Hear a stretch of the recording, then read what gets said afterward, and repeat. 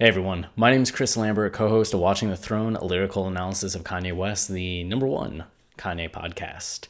And this is the Kanye news roundup for Tuesday, July 24th and Wednesday, July 25th. I didn't have time to put out a video yesterday, so covering some ground. We're starting with Kanye's tweets. You know, he's been a little lax on the Twitter machine lately, but took some time yesterday to tweet 3 things out. One's Will Smith talking about Kanye, which he got a kick out of. A second is a skit that Jimmy Fallon did with Tom Cruise, where it's very Mission Impossible serious, though Jimmy Fallon can't help but starting to laugh, and results in Tom Cruise saying Poopity Scoop. So if you want to see that, that's the video for you.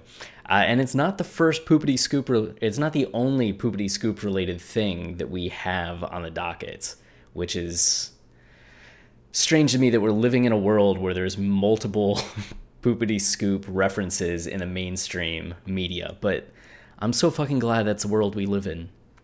And then the last 2 things, this is just back from South by Southwest in March of 2018, when Jonathan Nolan from Westworld asked Elon Musk who he admires, and Elon said Kanye, and everybody laughed, not realizing, I think at first, that Elon was being completely serious. He really does look up to and admire Kanye.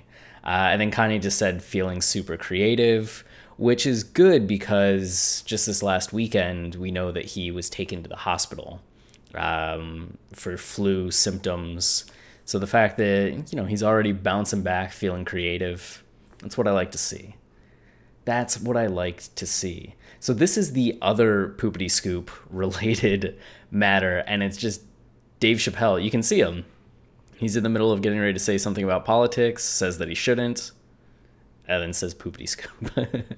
So if you want to hear Dave Chappelle let out a Poopity Scoop, this is the link for you. And in Team Kanye Daily, another unreleased Yeezy colorway and shoe via Kim's Instagram story. I think the shit looks awesome. I want a pair. I will never have a pair, but I absolutely want a pair. And this is this video. We listened to a lot of Kanye West from Chase Crawford, and it's yikes. Yikes? Yikes. And she's screaming along with Kanye after he says, I'm a superhero. So that's pretty fucking awesome. Yeah, here. So People has more of a, as they like to do, an overview of the life and times of Kim and Kanye. So if you're into the Kim and Kanye dynamic and the home life of Kanye, then this article will have some of that detail and wrap up. It goes on to say that part of the reason why Kim made sure to take Kanye to the hospital is that after they had experienced Saint having pneumonia, that they didn't really want to take any chances again with pneumonia, which, as somebody that's had walking pneumonia, yeah, you don't fuck around when you think pneumonia could be on the table. You go to the hospital.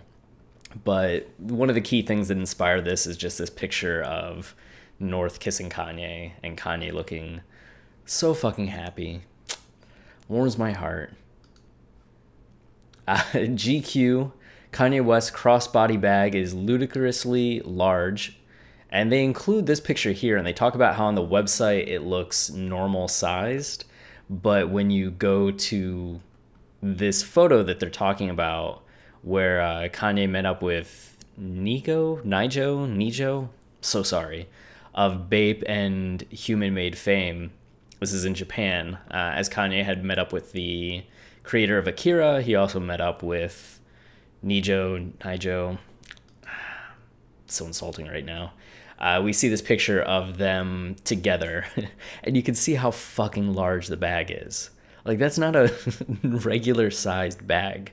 It's this front facing, chest encapsulating fanny pack. It's not a fanny pack at that point. It's like a titty pack.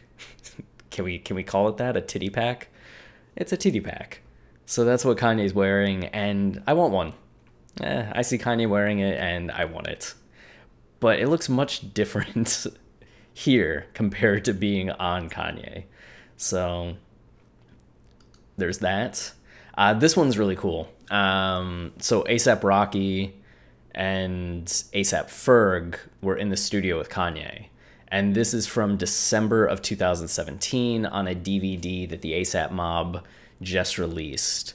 And you can see Kanye like chopping, and you can hear it. I don't have the audio going because it sounds like shit when I play it, but you'll have the link down below to check it out. But you can hear him make the sample right then and there, and just watching Kanye like going to work. I think he's wearing overalls. He's on his Mario. And then he starts freestyling and just fucking kicks his legs up. Yeah. They put the text on the screen, which is pretty cool. And then you see everybody else kind of go into it with the beat. So that video might be the highlight of this news episode. So if you're going to check out one, I recommend that. No homecoming for Kanye West. Rapper's childhood Chicago home lies in ruins after failed attempt to turn it into charity HQ. Lies in ruins either doesn't mean what I think it means, or doesn't mean what Chris Pleasance thinks it means. Because I thought it was going to be like crumbled and in ruins. This is in disrepair. And maybe it is a ruin, but I don't think it lies in ruins. But you can see the house. Once filled with love, now just kind of torn. Not even torn down, but just beaten down. But you get some videos of the inside of it, and you can see that if you click, there's more videos that you can, or photos that you can look at. There's some lasting things from this heart campaign that Donda's house tried to do. They put CDs on a fence. They put some hearts in the window trying to raise money. And it didn't, I guess it didn't do what they hoped for. And with all the fallout with Rhymefest and Donda's house and Kanye and Kim, this is the result. As somebody who lost their parents and had to sell their childhood home, I get it. You know, I still love that home. I still have memories of it, but I don't need it in my life. I know there's some people that probably look at this and think like, oh shit, like Kanye really is this awful person. He doesn't care about this home that he and his mom lived in. But I don't know. I think you can still care about it, can still cherish it, and move on and view that as just a thing. Especially when you've suffered loss, you're just kind of like, well, you know, I'm ready to move on and not have necessarily the negative memories that brings. There's positive memories, of course, but you carry those around. But there's also negative memories associated with the place you were, with the person that you cared about and lost. So I get it. I wouldn't need to keep it either. This is an article from John Karamanika, who is the writer on from the New York Times that did the big recent profile on Kanye. And here, The Independent, I think, co-published this, but it's Watch the Throne, how hip-hop royalty are facing up to their waning powers. And the concept to me is really cool as John goes through the fact that Kanye, Jay-Z, J. Cole, and Drake are all leaving being the most relevant in the genre. And we're having these younger rappers come up the same way that Drake was coming up in 2009, the same way that J. Cole was coming up in 2009, 2010. But now these guys are kind of dealing with reaching that next level of being the elders. And what's that mean for them? How's it reflected in their lyrics? So while the idea is really cool to me, I just think it's poorly executed in how John's handling that. Which maybe I should watch my words if I ever want him to come onto the show and talk Kanye. One of the things that he talks about Of these, West's path is the most radical in terms of how it engages with the specter of obsolescence. On What Would Meek Do from Pusha T's Daytona, West raps about how he is viewed by skeptics. You see, he been out of touch, he cannot relate, his hallway too long, bitch too bad. But offers no commentary on what that means in relation to everything, just kind of serves it up. But West's flaws are real too, and now he publicly discusses his health struggles. Hospital banned 100 bands. He raps on Yikes, referring to his hospitalization. You know I'm sensitive. I got a gentle mental. Every time they want me sentimental. Every time something happened, they want me sentimental. Here is the hero heading toward twilight, or perhaps reframing what it means to be a public hero at all. That's my superpower, West barks at the end of Yikes, speaking about his bipolar disorder diagnosis. Ain't no disability. Which seems strange to me that that's the conclusion. Like, this is the hero heading toward twilight, or reframing what it means to be a public hero. I don't know if heading toward twilight is what's being discussed on the album at all. And it seems to be that it's just the hero growing up and recognizing what it means to have a family now, and how that plays into the way that they used to conduct their behavior versus the way that they have to conduct their behavior now because you have family stakes. Like, Kanye could spout off and say whatever shit he wanted when he was single and didn't have a wife and kids, and it was just him.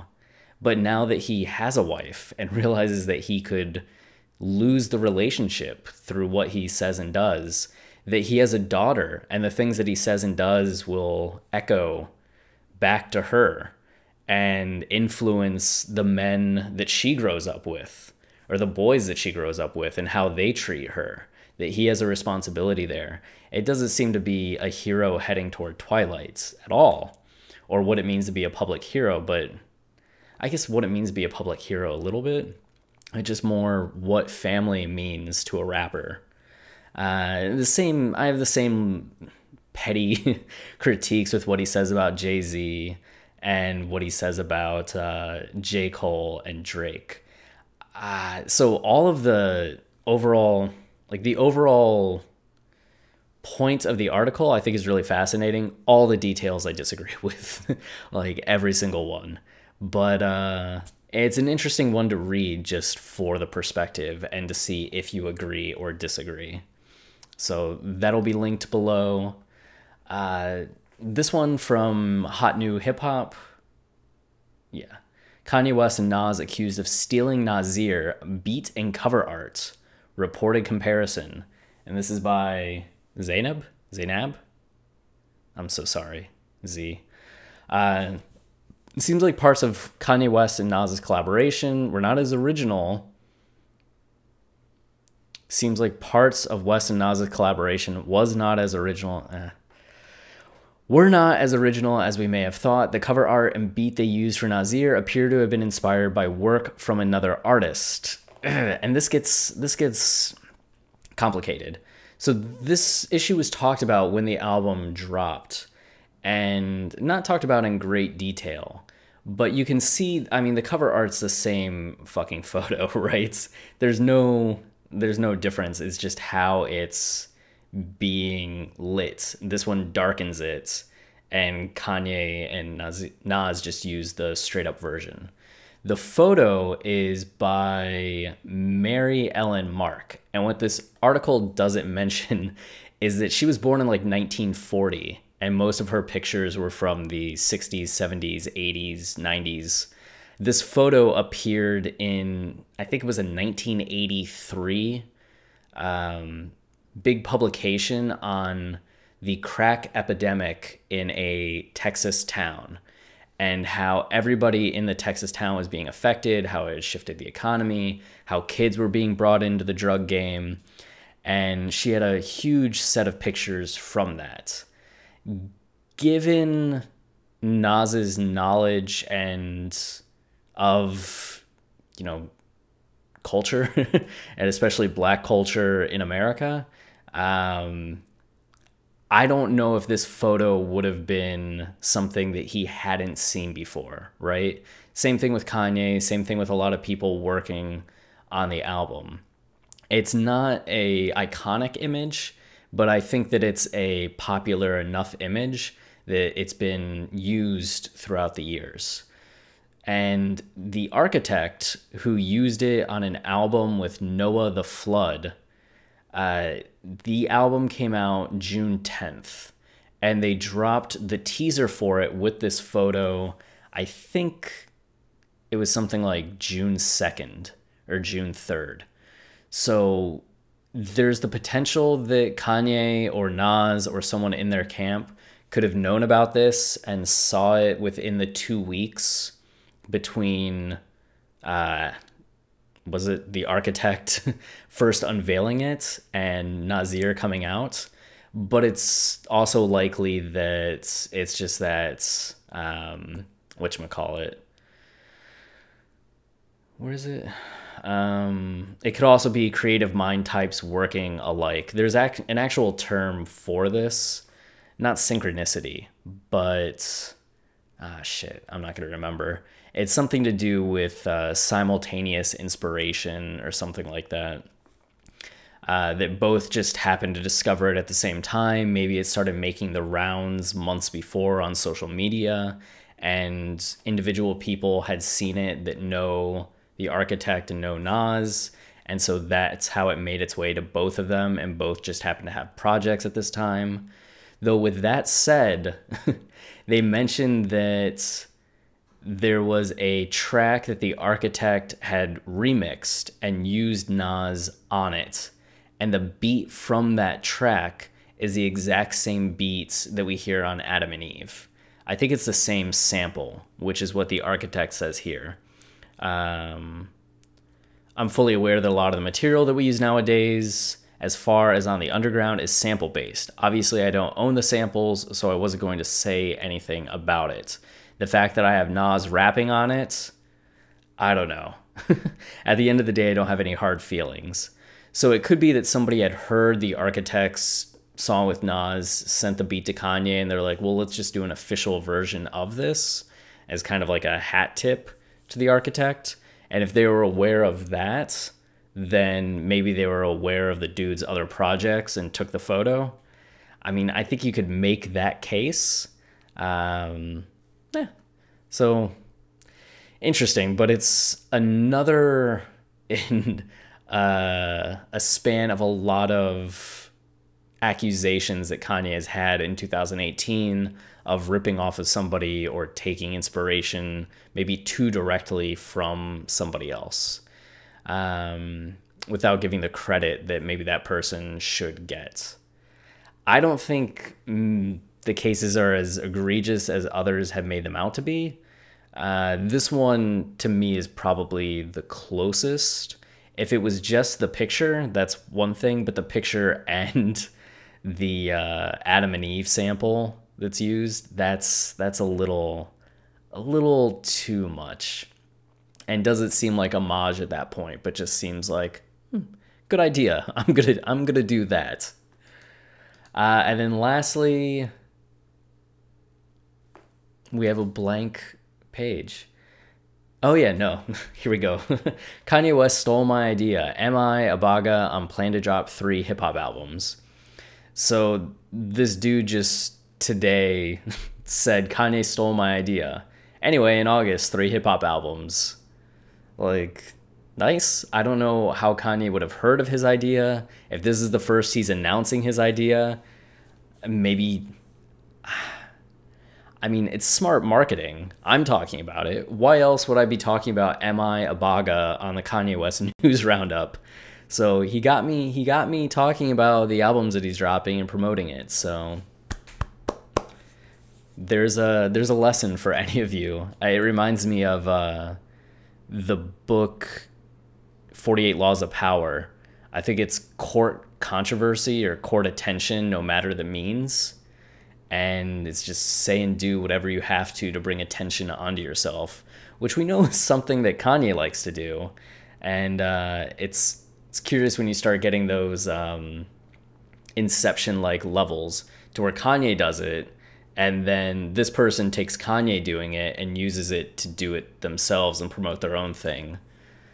Now somebody's going to take his thing and say that he stole their idea, and it's just going to keep going until we're in limbo, like in an Inception. And that's it. That's all the news and roundup that I have.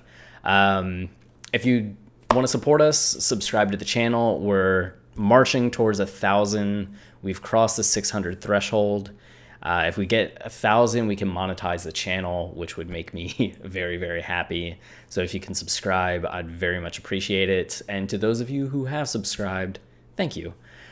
We recently put out a podcast interview with Justin Hunt, the former editor-in-chief of Hip Hop DX, and who did the DX breakdown videos and now does a bunch of stuff under the name The Company Man. A lot of hip-hop analysis, news, breakdowns. So you can hear his great thoughts, because he's a very well-versed and knowledgeable man on Kanye West. Check out that interview on our podcast or on the, YouTube channel. And talk with you all soon. See ya.